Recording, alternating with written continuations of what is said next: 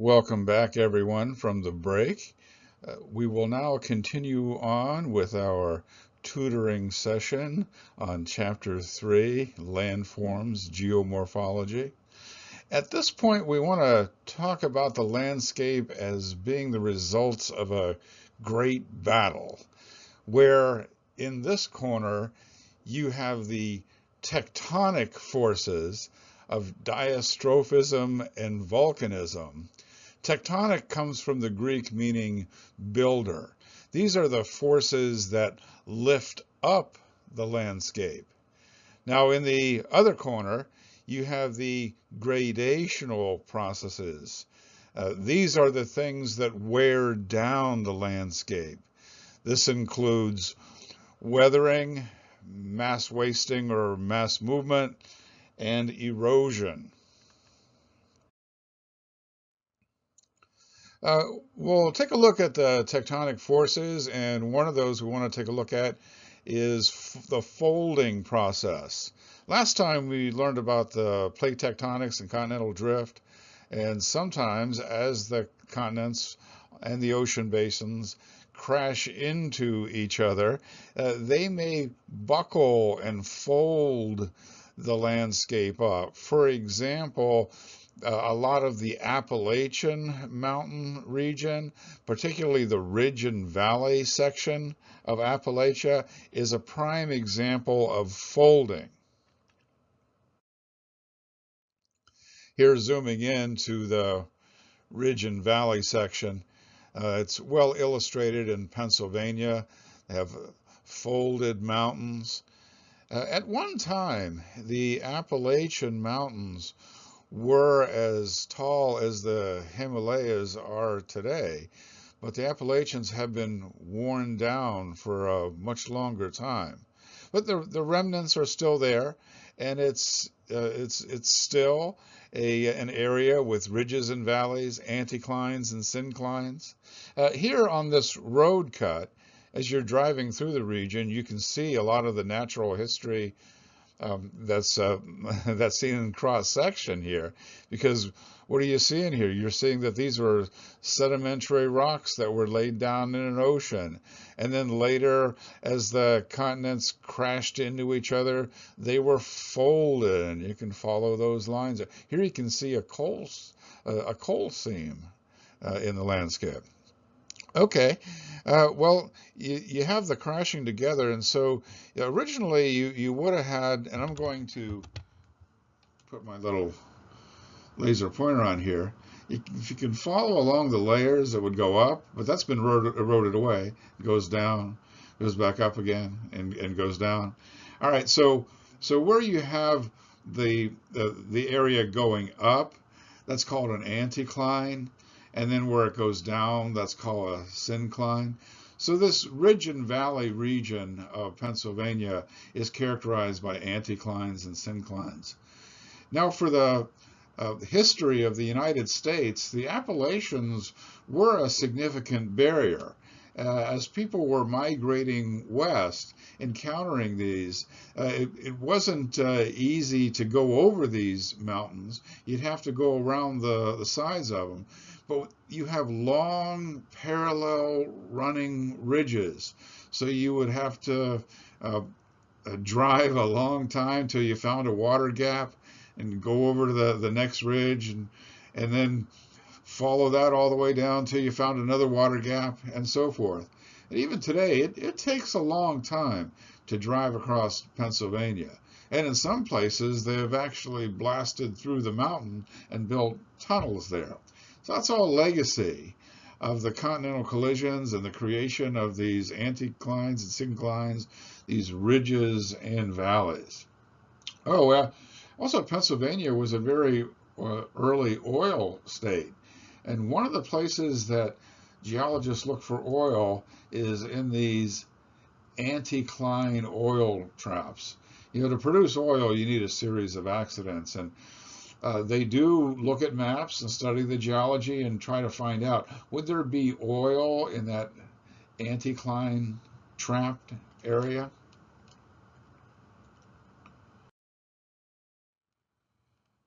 Well, how about faulting? You have these big cracks, fractures in rocks, these joints, and also with tectonic movement, then slopes are formed when one side is uplifted or the other side is down thrust. Let's take a look at some textbook diagrams on this. You have a schematic of several different types of fault.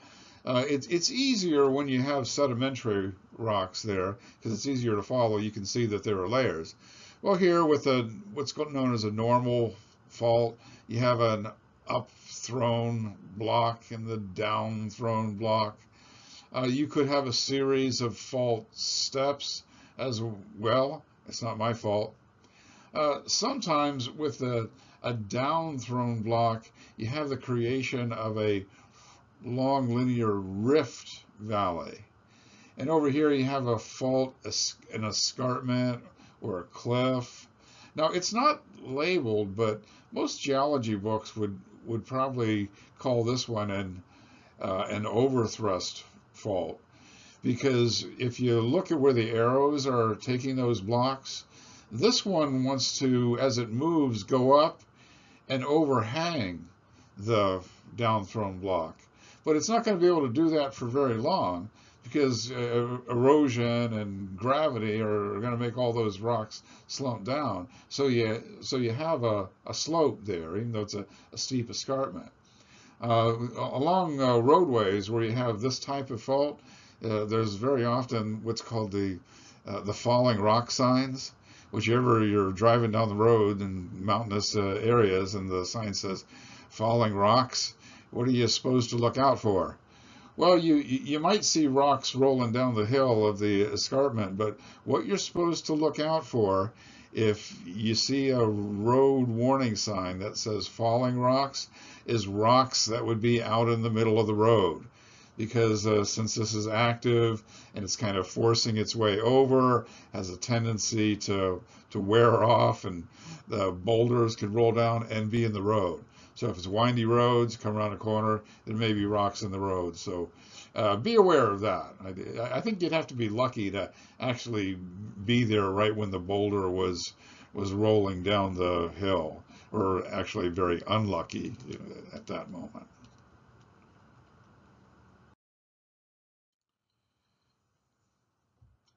A good example of rift valleys are the Eastern Africa Rift Valley.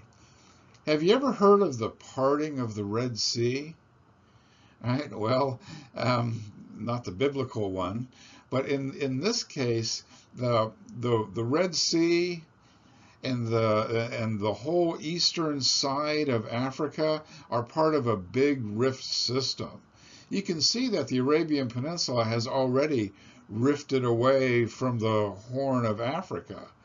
It looks like Madagascar rifted off a long time ago, and now it's not connected to Africa anymore. So now there's ocean in there.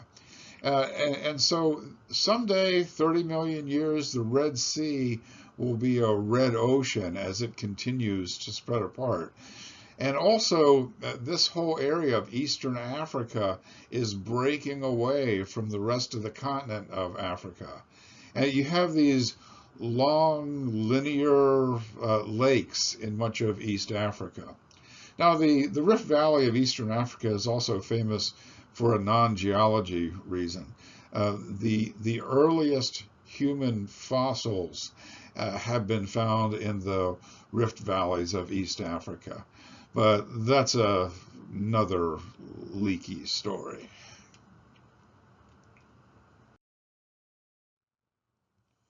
Well, if you're talking about faults, you have to talk about the earthquakes. And of course, this is the biggest impact on people.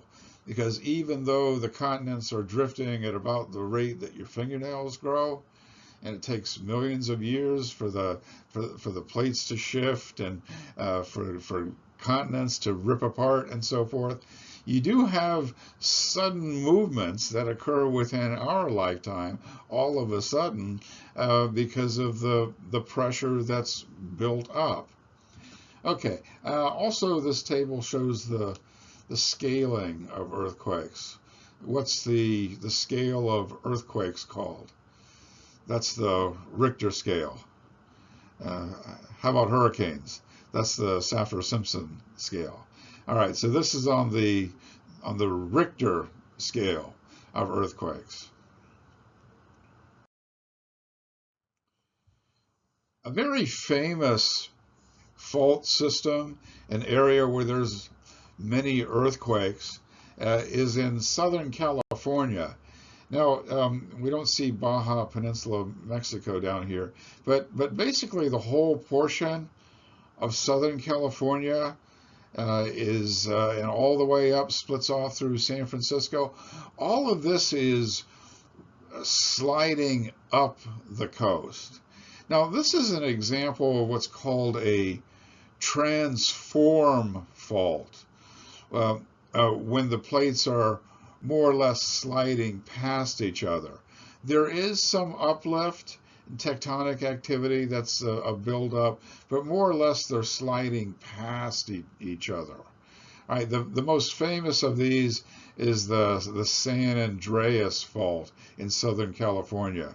Californians often talk about, when are we going to get the big one, the one that may destroy a major city such as Los Angeles. Sometimes I like to make a joke about this rifting and how all of Southern California is sliding up the coast. Someday, Los Angeles will be up here in the Bay Area. In about 35 million years, LA will be up here in the Bay Area. And so the Dodgers and the Giants can be crosstown rivals again.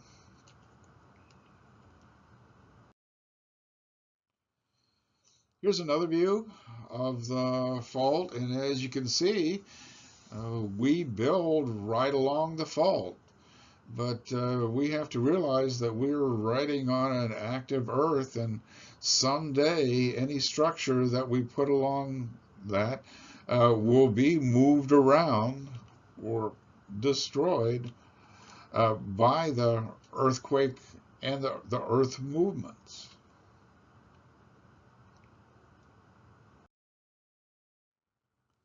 Well, back to the Richter scale.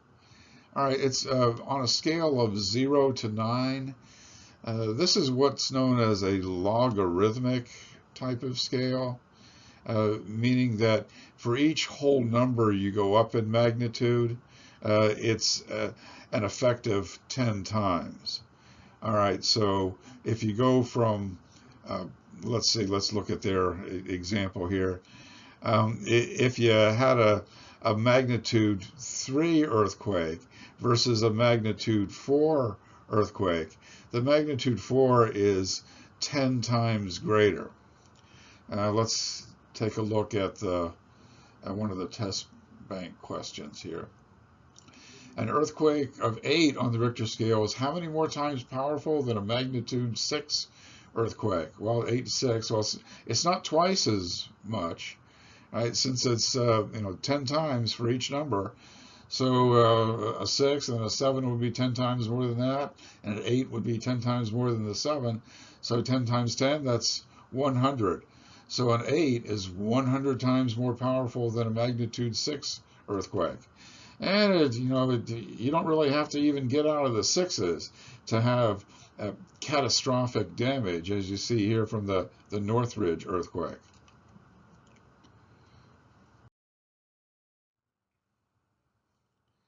Okay, the Loma Prieta earthquake, 1989 in the San Francisco Bay Area.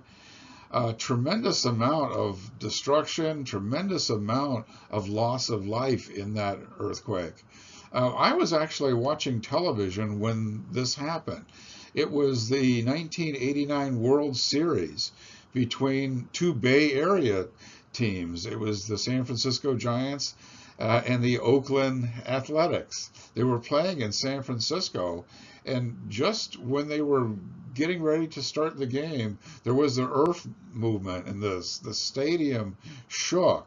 Well, of course, they had to cancel all of that, and San Francisco was devastated. There were a number of harrowing scenes that were caught on video of people driving across bridges, and then all of a sudden the road gave out, and people drove off of the road, off of the bridge. Well, what happened to them? And then also with kind of these double-decker bridges where the top part of the bridge fell and crushed the road below. Well, what happened to the poor people that were at the bottom of all that? So that was a major earthquake, only 6.7 on the Richter scale. There have been more powerful earthquakes in the United States, but it's one that's quite memorable as it occurred in such a populated area. Sometimes it's debated in geography and geology why has humanity so often built so many of its greatest cities in areas that are prone to earthquakes?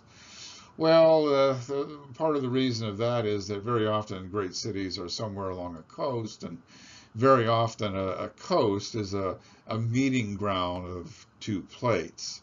And so this is the case here.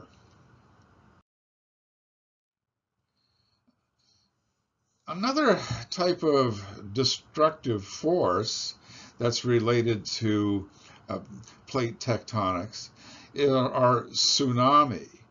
They're caused by underwater earthquakes, sometimes underwater volcanic eruption, and even underwater landslides as well can start a wave of water, which out in the middle of ocean, it's a barely noticeable wave. But as it comes towards shore, the waves are compressed, and so they become much larger by the time that they hit the coast. That's called a tsunami. The word comes from the Japanese meaning harbor wave. In the United States, formerly geology classes would always talk about tidal waves, but these are not formed by tides. There is not any influence of the moon here. These are caused by underwater tectonic activity. And so, for example, here in the schematic, you have an underwater earthquake downthrown block. And as that water bounces in and out, it creates a big wave of energy. And where that wave then is compressed near the shore, it makes a devastating harbor wave or tsunami. I did have a few YouTube links about the big Japanese tsunami of 2011, but I think a lot of those links are dead links now. So you could probably find a video of that day, so I won't play any of those. Certainly a memorable event in Japan. Well, you're all too young to remember this, but it was around Christmas time of 2004 where there was the big tsunami and destruction on the Indonesian island of Sumatra. Indonesia is part of that Pacific Ring of Fire. There's a underwater earthquake sent a big wave of water in. Many people were killed in that one. This one shows the aerial photography of the area. Now, in areas that are prone to tsunami, they have warning systems, but sometimes the public needs to be educated about what it is. Because sometimes when the sirens go off, people go down to the beach to see what's going on. And also with that one, there was the first wave, but then there were some other secondary waves that came in. The first wave hit and wiped everybody out, and people came back out and wondering what was going on, and then another wave hit. So this was an especially bad tsunami. It happened just around Christmas time, 2004. It's not in the textbook, but another worst case scenario that's studied by our government.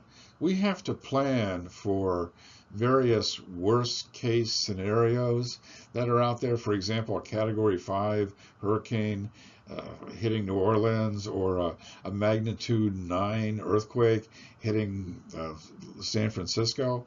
Well, one of the things that we plan for is the big East Coast tsunami. Now, there is an eroding volcano in the Canary Islands off of the west coast of Africa. And as it erodes down, it's crumbling, and a lot of uh, the land of the volcano is rocks that could become loose and then just slide into the ocean. Well, in a worst case scenario, if there was that landslide in that volcano, that landslide would cause a big sea wave that would go across the Atlantic Ocean and hit the east coast of the U.S., where all the cities on the east coast could get hit with a wave of water that's 10 stories high. Well, I know what you're thinking. Well, if you were in New York City, you would just go up to the 11th story, right? It would be bad all the way around. Now, we do have a network of warning systems in the way, so if that happens, then people will be able to try to mitigate that, try to get out of the way as much as possible. All right, so that's one of the possible disasters. I'm not saying it's going to happen, but it could happen. These things have happened in the past, and likely they will happen in the future. How about the characteristic landscapes created by various kinds of volcanism, volcanoes? Well, your textbook basically divides volcanoes into two types. I might argue that there are different kinds of volcanoes, but they have the two types: the strato or composite volcano. Composite meaning you have a layer of lava, a layer of ash, a layer of lava, a layer of ash, versus the shield volcano, which looks like a knight's shield, only inverted, or a saucer that's inverted, a much more gradual slope. Whereas the stratovolcanoes are more conical in shape, your classic volcano shape. Okay, well, a question here is, which one is more destructive? Is it the composite volcano or is it the shield volcano? Well, the answer to that can be seen by it's the hotter lava of the shield volcanoes. For example, what you have in Hawaii, where the lava just kind of blurbs out, versus the cooler lava, more crystallized lava of the strato or composite volcano, such as Mount St Helens, where as this lava is cooling, gases are trapped in the molten rock, and the gas builds up, and the gas builds out, and the gas builds out, and it explodes, blows part of the mountain off as well, as opposed to the classic Hawaii shield volcanoes where the lava just kind of blurbs out, and most people can get out of the way. Now it can still overrun urban areas, and has in the past, but generally people can get out of the way of those, as opposed to your Mount St. Helens ones, or Mount Vesuvius, Mount Serrat in the Caribbean, where the mountain just blows up, and it's devastating to the population. All right, so that's the difference between two basic types of volcanoes. What about the Hawaiian islands. The Hawaiian Islands are right in the middle of the Pacific plate. They're not on the edge of a plate. You know, most of your volcanism is in areas of plate contact. But in this place, the volcanism is right in the middle of the plate. Well, Hawaii's still on what's known as a hot spot, in that a plume of molten rock from the from the mantle will come up as the Pacific plate slides over it. And so it's kind of like a conveyor belt, and you're being fed in more molten rock. And what it's doing is it's creating a line of volcanoes. So here, looking at the ages of the islands, the ones that are towards the northwest, those are the older islands, right? And then the big island is more like 1,000,000 years old. And you know what? There's going to be another Hawaiian island, but you're going to have to wait a really long time before it comes up out of the ocean. All right, so the plate is moving to the northwest, and it's moving over that hot spot, and so it's creating a chain of islands. That's what's known as a hot spot. Oh, Mount St. Helens. This blew up in 1980. It had a big impact on not only the local population, but really the rest of the United States. It affected our weather and climate that summer.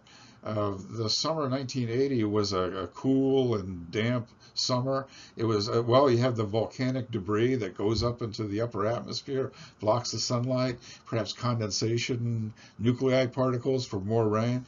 I remember that summer of 1980. All right, so Mount St. Helens blew half of the mountain off. Vegetation is coming back there now.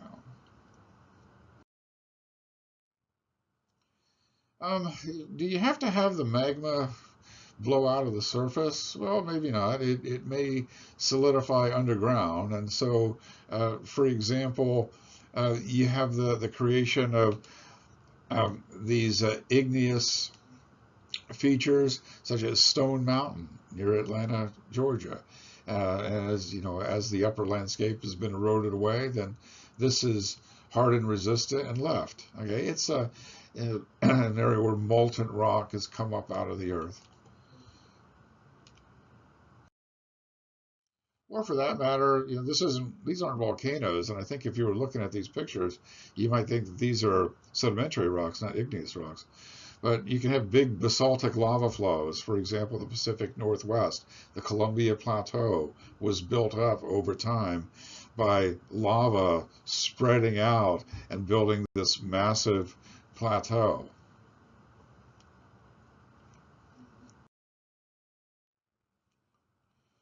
Well, we know that volcanoes destroy, but is there any good thing about volcanoes?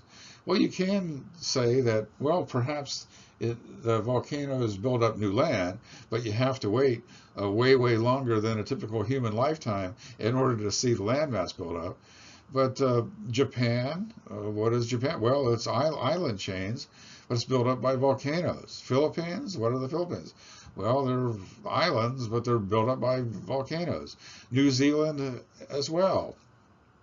Well, so we have some island countries to settle, and you can give that to volcanism. Also, another important part is that volcanic soil is usually fertile. The volcanic debris weathers quickly, and those minerals are put into the land surface. Now, this is especially important in the tropics. In the tropics, soils are nutrient poor because of all the heat and humidity, weathering, and leaching that's going on. But when there is volcanism, then it puts new rock material, mineral material on the landscape. So fertile volcanic soils. I mean, evidence of that, if you go over to the Starbucks, you can get one of my favorite coffees, the Sumatra. And what's Sumatra? It's a volcanic island in Indonesia. Or how about the Kenyan coffee? The Kenyan coffee is grown on the fertile volcanic soils in eastern Africa. Well, also volcanism can affect both short and long-term weather and climate. The volcanic ash, the sulfuric acid droplets that are put up into the upper atmosphere block the sunlight. And so usually the climatic records after a major volcanic eruption are cool periods of Earth history. The year 1816 in North America was known as the year without a summer. In New England, it snowed in every month. Well, there was a huge volcanic eruption in Indonesia previous to that, and so there was a lot of ash in the upper atmosphere, cooling down the climate. Something else that's a legacy, volcanism isn't all bad. Yeah, you want to get out of the way of an active volcano, but how about geothermal resources? We want to try to have energy resources that aren't burning fossil fuels. Well, how about geothermal? Hot springs and geysers? Well, in places like the Philippines and Japan, and Iceland is a good example of this, they tap into that hot steam coming up out of the earth and use it for steam heating, or they use that steam to turn turbines and generate electricity. So geothermal resources are something that could probably be explored more. And then how about tourism? Obviously, people want to go see the volcanoes and fly over, helicopter tours in Hawaii and so forth. Although navigation is an important part of how volcanism can affect people. When there's a big volcanic plume going up in the atmosphere, planes don't want to fly through that. That can disrupt the engines. So that's part of the things that pilots look out for, especially as this is the Pacific century and you have so many flights going back and forth across the Pacific. You're too young for this, but about 10 years ago, there was a situation where it was getting into late summer or early fall, and there were a lot of college students that were trapped in Europe because there was a major volcanic eruption in Iceland, and the plume was spreading over Europe, and so flights all over Europe were grounded for a long time. Well, that's an impact on navigation.